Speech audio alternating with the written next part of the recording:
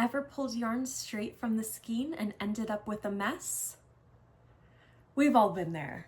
But today I'm going to show you how to unwind your yarn the right way, whether it's a skein, a ball, or a cake, so that we can start stress and tangle free.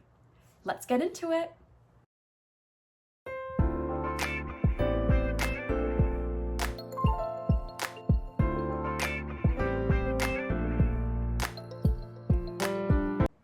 First, let's talk about how yarn is packaged, because it matters more than you think.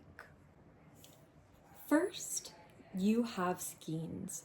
They're the oblong ones that you would find in most craft stores.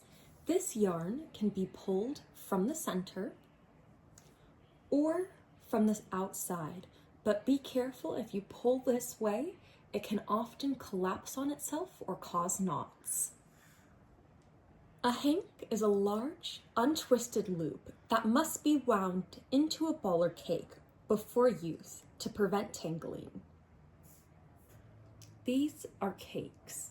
These flat top beauties are made using a yarn winder and are center pull friendly. My personal favorite. If you're unsure of whether or not to pull from the center or outside, I always recommend winding your yarn into cakes because they're easy to use and tangle free. In this next part, I'm going to show you how to take your hank and transform it into a cake. Let's get started. For this video, I will be using a Swift and a yarn winder. You can always do it by hand manually, wrapping the yarn on a chair or on your knees, but from personal experience, I can share that sometimes it will get messed up. So this is going to be the easiest way to wind your yarn into a cake. So why should you wind your yarn before knitting or crocheting? Winding gives you a smooth pull while you work, and it also gives you the chance to inspect your yarn. Are there knots, thin spots, or breaks? It's better to find them now than mid-knit. Now it's time to transform our hank into our skein. We will be using the Swift and our winder. This is going to be a manual winder by hand, but they do have automatic options as well. This is an umbrella style Swift, so you'll simply open the base like an umbrella handle. There are two clamps, a screw mechanism at the bottom, which will allow us to swiftly secure the edge on a table or a counter.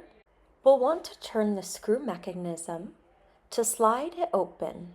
It will expand outwards like an umbrella. Don't fully tighten it yet. We'll wait until the yarn is in place, but I'll demonstrate how you close it here.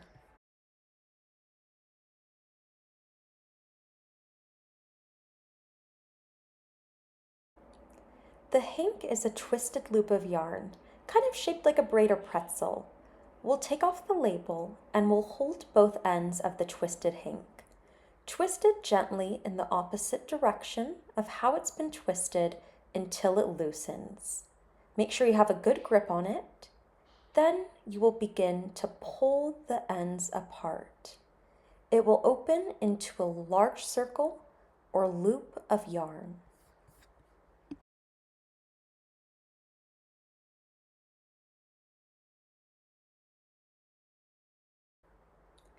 Once it is laid completely flat, you can see how it does become a large circle. You'll want to make sure that you hold on to this, or else you could risk tangling your yarn. As a friendly reminder, you can lay the loop flat on a table, chair back, or over your arms. Ideally, you'll use a yarn Swift to hold it in place, but your knees or the back of a chair will also work if you don't have one handy.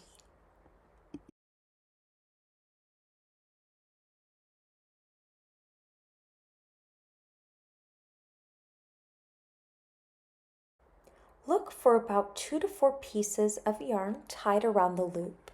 These hold the strands together to keep them from tangling. We will cut the ties carefully using scissors, but be sure not to cut the actual yarn. After removing the ties, find one of the yarn ends. There are usually 2. Start with the one that seems to pull smoothly and easily from the outside of the loop. Now we will thread the yarn into the winder. We will first feed the yarn through the metal guide arm. It usually has a loop or spiral you pass the yarn through. We will then attach it to the notch or slit at the top of the spindle or the cone. You can wrap the end around the base a few times to secure it if needed. This is what our setup will look like. You will want to make sure that you position the yarn, and I'll demonstrate how to know if you've done that. You can see here that the yarn crossed over itself, or I start to feel that resistance. The yarn can then tighten or tangle because it's trying to unwind itself from a twisted position, like a phone cord. This might cause the cake to pull inconsistently or jerk while winding. You'll want to make sure that you reposition the hank, twist it slightly until it's even, and then show a smooth, consistent pull while winding.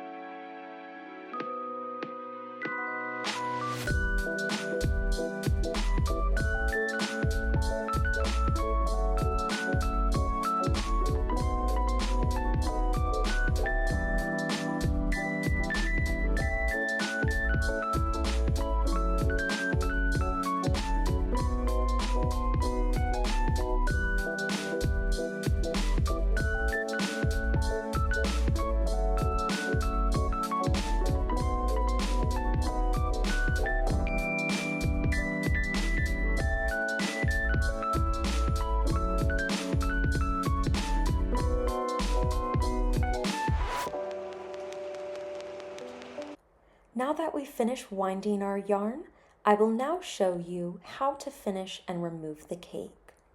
You'll slide the yarn cake off the spindle carefully, grabbing from the ends and pulling up.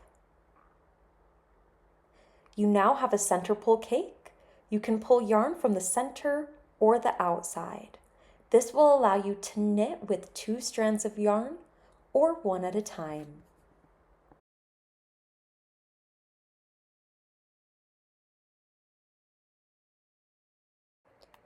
But what if you don't have a yarn winder or a Swift? That is no problem. Here's how to wind yarn by hand. Easy, fast, and tool-free. If your yarn came in a hank like this, you'll want to untwist it and lay it out in a big circle. Drape it over the back of a chair, your knees, or ask a friend to hold it. This keeps it from tangling. Now that we found the pieces of yarn tied around the loop to keep it nice and neat, we'll want to untie or cut those ends. Once the ties are off, gently pull around the loop to find the real end of yarn. There might be 2. Pick one and you're ready to start winding by hand. You'll want to wrap the end loosely around 2 or 3 fingers 10 to 15 times as such. Slide it off and pinch it in the middle like a bow.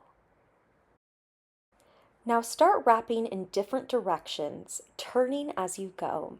You're building a ball from the inside out. Keep it not too tight, it should be springy. If your yarn starts to get tangled, don't panic. Stop winding and gently follow the snag back to where it's caught. If the hank slipped off your chair or lap, take a second to reset so the yarn feeds smoothly again. It takes a little patience, but even tangled yarn can be saved.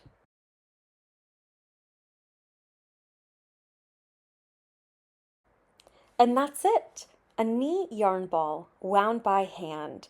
No tools, maybe some tangles, but just a little time and patience. Here are some simple tips for success. If the winder or Swift wobbles, clamp it more securely. Make sure you don't wind too fast. you risk tangling or stretching the yarn. And if you don't have a Swift, take your time and make sure the loop doesn't collapse or get twisted. If this video helped, make sure that you like and subscribe for more yarn tips, and drop a comment below with your worst yarn tangle story. I want to hear them all.